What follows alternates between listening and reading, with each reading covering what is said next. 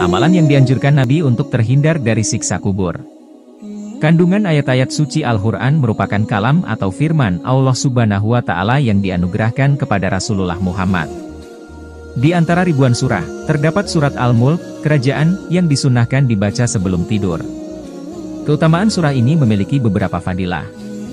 Dari Ibnu Abbas radhiyallahu anhu, Rasulullah shallallahu alaihi wasallam bersabda, bahwasanya aku tidak menjumpai di dalam kitab Allah suatu surat yang terdiri 30 ayat. Barang siapa membacanya ketika akan tidur, maka dengan pembacaan itu Allah menetapkan 30 kebaikan baginya, dihapuskan 30 kejelekannya, ditingkatkan baginya 30 derajat, dan Allah mengutus seorang malaikat dari para malaikat untuk mengembangkan sayapnya untuknya dan menjaganya dari segala kejahatan hingga ia bangun. Surah ini dapat menolak siksa kubur dan mahsyar, yaitu Tabarakallazi bi yahdihil mulk. Hadis riwayat Ad-Dailami. 1. Memperoleh syafaat dan pengampunan dosa.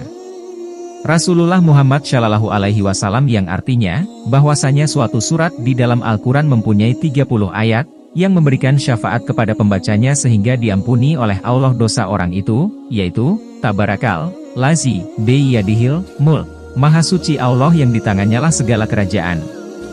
Hadis riwayat Abu Dawud. 2. Pembaca Al-Mulk disayangi Rasulullah Muhammad. Rasulullah Muhammad Shallallahu Alaihi Wasallam bersabda yang artinya, saya gemari supaya surat ini, Tabarakallazi bi yadihil mulk, terdapat di setiap hati orang mukmin. Hadis riwayat Al-Hakim. 3. Surah Al-Mulk akan menolong dari siksa kubur.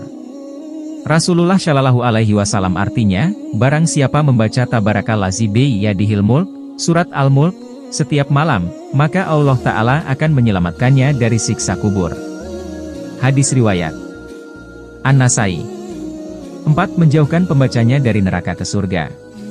Dari Abu Hurairah radhiyallahu anhu, Rasulullah Shallallahu Alaihi Wasallam bersabda, bahwasanya satu surat dari kitab Allah yang isinya 30 ayat, dapat memberikan syafaat pada seseorang pada hari kiamat, mengeluarkannya dari neraka dan memasukkannya ke surga yaitu surat Tabarak.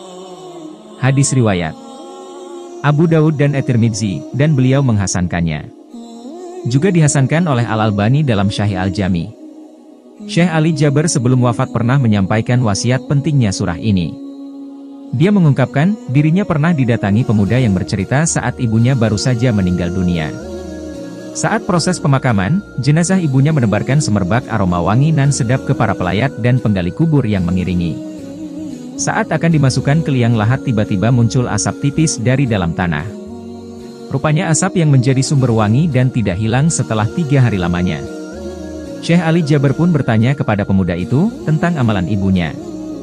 Oleh si pemuda menjawab bahwa ibunya hanya orang biasa, namun semasa hidup, amalan ibunya tidak pernah lupa membaca surat Al-Mulk sebelum beranjak tidur ke pembaringan di malam hari.